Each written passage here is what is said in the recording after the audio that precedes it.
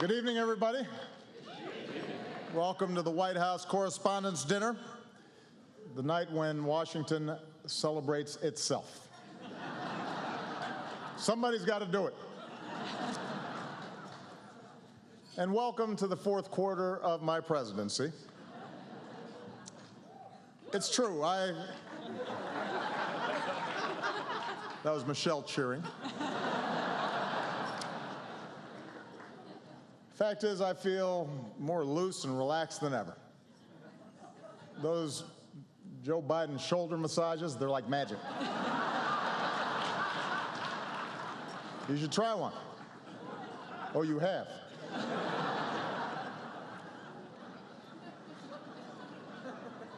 I am determined to make the most of every moment I have left.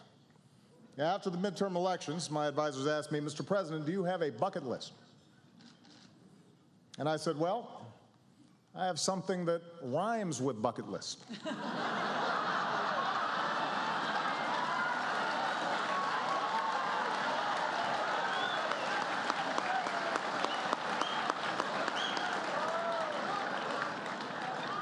Take executive action on immigration? Bucket. New climate regulations? Bucket. It's the right thing to do. And my new attitude is paying off. Look at my Cuba policy. The Castro brothers are here tonight. Welcome to America, amigos. ¿Qué pasa? What? It's the Castros from Texas? Oh. Hi, Joaquin. Hi, Julian. Anyway, being president is never easy. I still have to fix a broken immigration system, issue veto threats, negotiate with Iran, all while finding time to pray 5 times a day. Which is strenuous. And it is no wonder that people keep pointing out how the presidency has aged me. I look so old, John Boehner's already invited Netanyahu to speak at my funeral.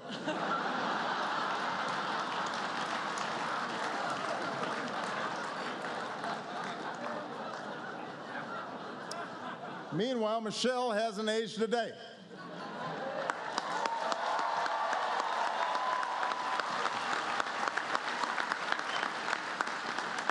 I ask her what her secret is. She just says, fresh fruits and vegetables.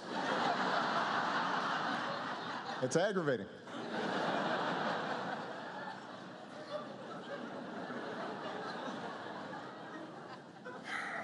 Fact is, though, at this point, my legacy is finally beginning to take shape. The economy is getting better.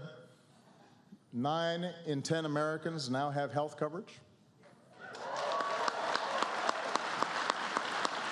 Today, thanks to Obamacare, you no longer have to worry about losing your insurance if you lose your job. You're welcome, Senate Democrats.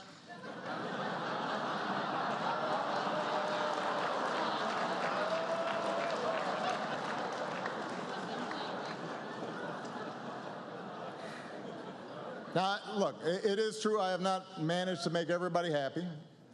6 years into my presidency, some people still say I'm arrogant and aloof, condescending. Some people are so dumb. No wonder I don't meet with them. And that's not all people say about me. A few weeks ago, Dick Cheney says he thinks I'm the worst president of his lifetime. Which is interesting because I think Dick Cheney is the worst president of my lifetime.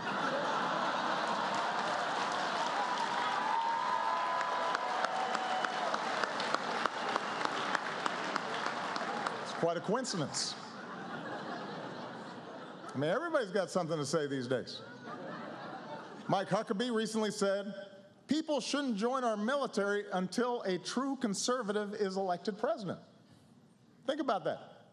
It was so outrageous, 47 Ayatollahs wrote us a letter trying to explain to Huckabee how our system works.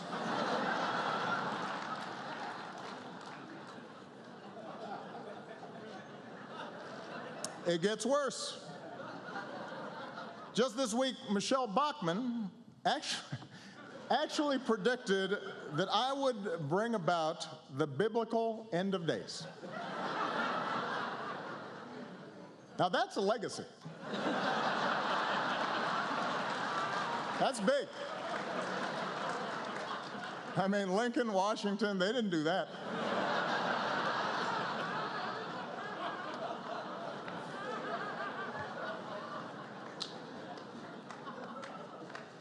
But, you know, I just had to put this stuff aside. I've got to stay focused on my job because for many Americans, this is still a time of deep uncertainty.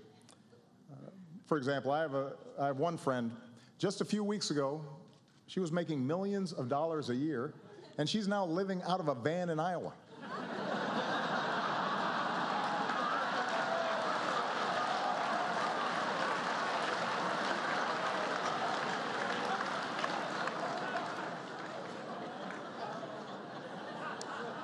Meanwhile, back here in our nation's capital, we're always dealing with new challenges.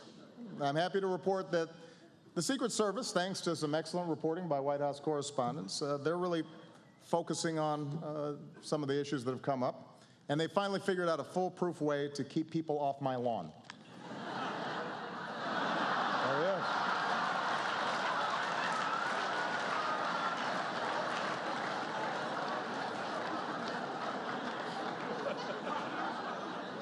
It works. And it's not just fence jumpers. Some of you know a few months ago a drone crash landed out back. That was pretty serious, but don't worry. We've installed a new state-of-the-art security system.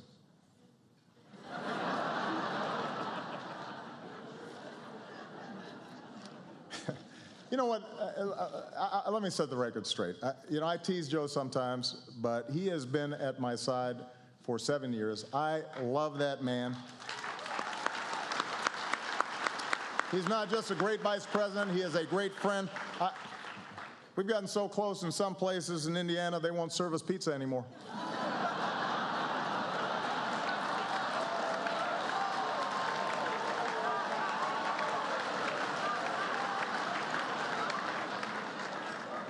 I want to thank our host for the evening, the Chicago girl, the incredibly talented Cicely Strong.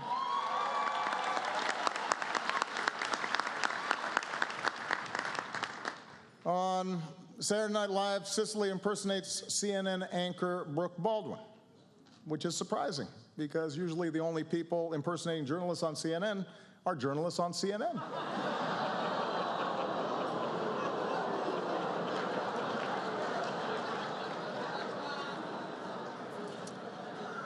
ABC is here with some of the stars from their big new comedy, Blackish. It's a great show, but I have to give ABC fair warning. Being Blackish only makes you popular for so long. Trust me. There's a shelf life to that thing.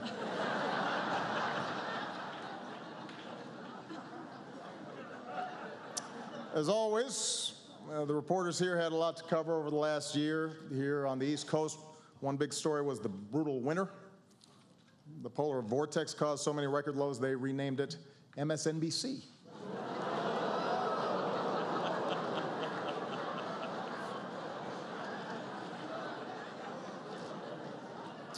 But of course, let's face it, there is one issue on every reporter's minds, and that is 2016. Already we've seen some missteps. It turns out Jeb Bush identified himself as Hispanic back in 2009. But you know what? Look, I understand. It's an innocent mistake. Reminds me of when I identified myself as American back in 1961.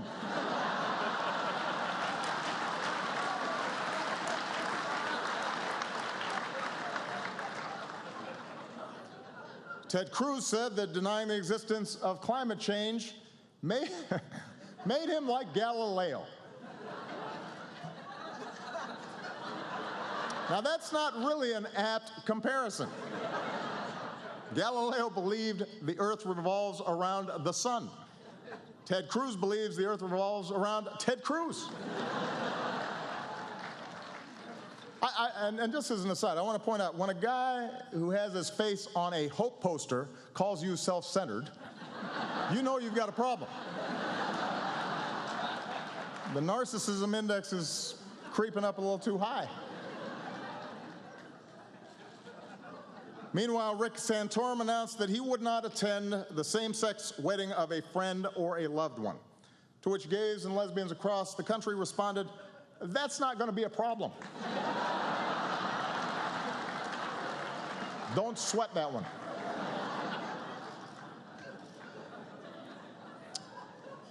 And Donald Trump is here. Still.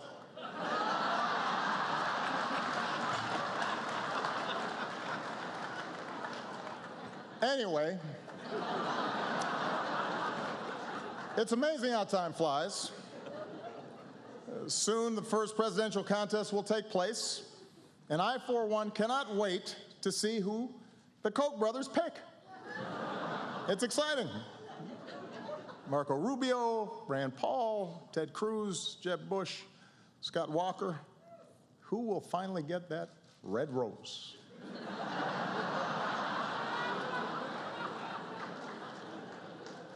The winner gets a $1 billion war chest. The runner-up gets to be the Bachelor on the next season of The Bachelor. I mean, seriously, $1 billion from just two guys. Is it just me, or does that feel a little excessive? And it's almost insulting to the candidates. The Koch brothers think they need to spend $1 billion to get folks to like one of these people. It's got to hurt their feelings a little bit. And look, I know I've raised a lot of money too, but in all fairness, my middle name is Hussein. What's their excuse?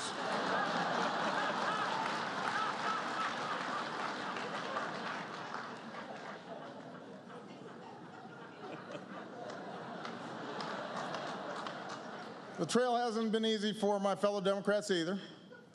As we all know, Hillary's private emails got her in trouble. Frankly, I thought it was going to be her private Instagram account that was going to cause her bigger problems.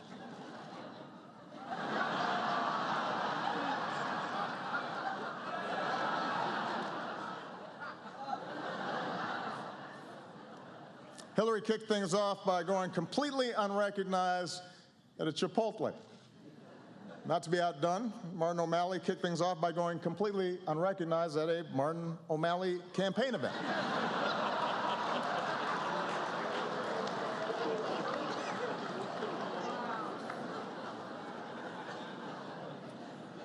And Bernie Sanders might run. I like Bernie. Bernie's an interesting guy. Apparently, some folks really want to see a pot-smoking socialist in the White House. We could get a third Obama term after all. Could happen.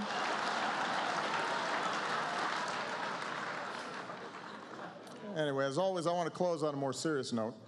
You know, I often joke about tensions between me and the press, but honestly, what they say doesn't bother me. I understand we've got an adversarial system. I'm a mellow sort of guy. And that's why I invited Luther, my anger translator, to join me here tonight.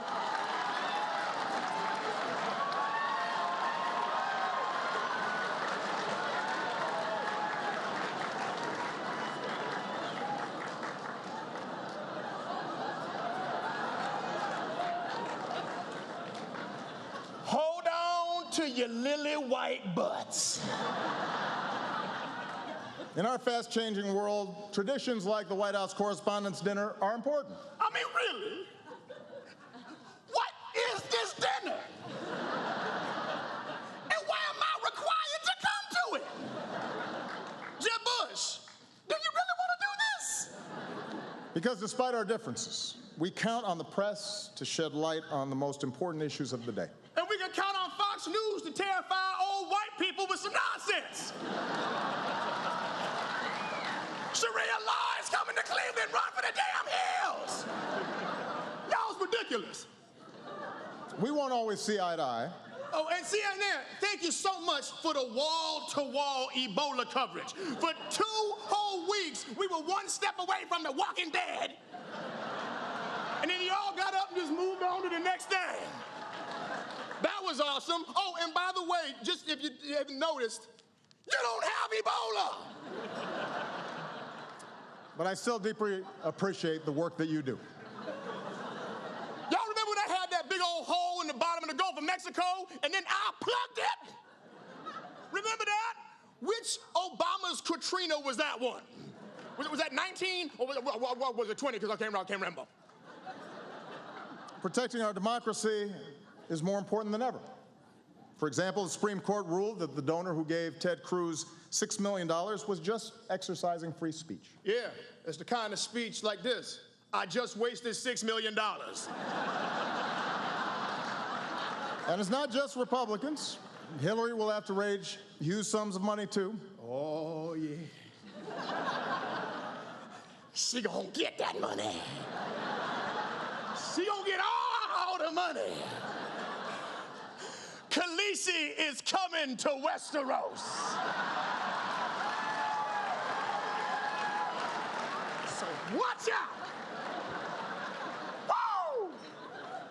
The nonstop focus on billionaire donors creates real problems for our democracy. And that's why we're running for a 3rd term. No, we're not. We're not? No. Who the hell said that? But we do need to stay focused on some big challenges, like climate change. Hey, listen, y'all, if you haven't noticed, California is bone dry. It looked like a trailer for the new Mad Max movie up in there. Y'all think that Bradley Cooper came here because he wants to talk to Chuck Todd? He needed a glass of water. Come on. The science is clear. The science is clear. 9 out of the 10 hottest years ever came in the last decade. Now, I'm not a scientist, but I do know how to count to 10. Rising seas, more violent storms. You got mosquitoes, sweaty people on the train stinking it up. It's just nasty. I mean, look at what's happening right now. Every serious scientist says we need to act. The Pentagon says it's a national security risk. Miami floods on a sunny day, and instead of doing anything about it, we've got elected officials throwing snowballs in the Senate. Okay, Mr. Okay, I think I got it, bro. It is crazy. What about our kids? What kind of stupid, short-sighted, irresponsible bull? Whoa, hey! What? Okay, no, hey.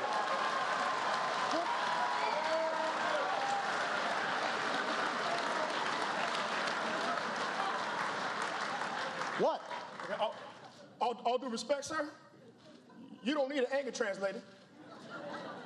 You need counseling. So now I'm out of here, man. I ain't trying to get into all this. Go.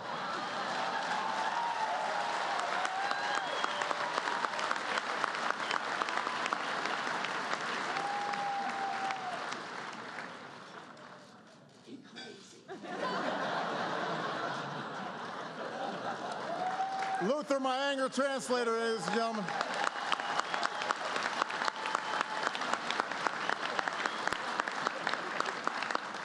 Now that I got that off my chest.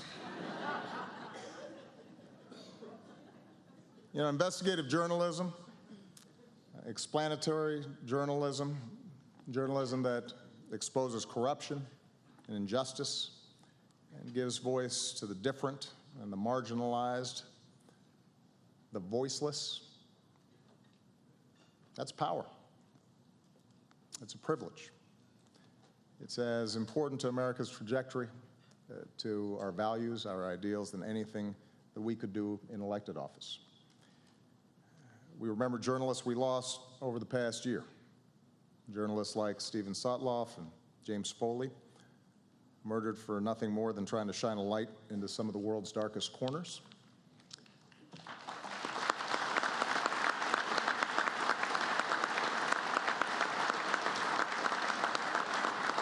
We remember the journalists unjustly imprisoned around the world, including our own Jason Rezan. For 9 months, Jason has been imprisoned in Tehran for nothing more than writing about the hopes and the fears of the Iranian people, carrying their stories to the readers of the Washington Post in an effort to bridge our common humanity. As was already mentioned, Jason's brother Ali is here tonight, and I have told him personally we will not rest until we bring him home to his family, safe and sound.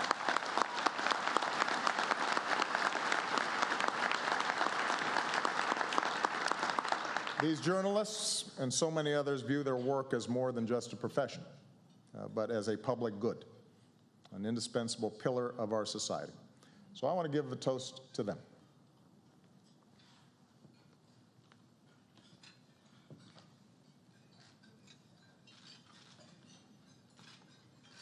I raise a glass to them and to all of you with the words of the American foreign correspondent Dorothy Thompson. It is not the fact of liberty, but the way in which liberty is exercised that ultimately determines whether liberty itself survives. Thank you for your devotion to exercising our liberty and to telling our American story. God bless you. God bless the United States of America.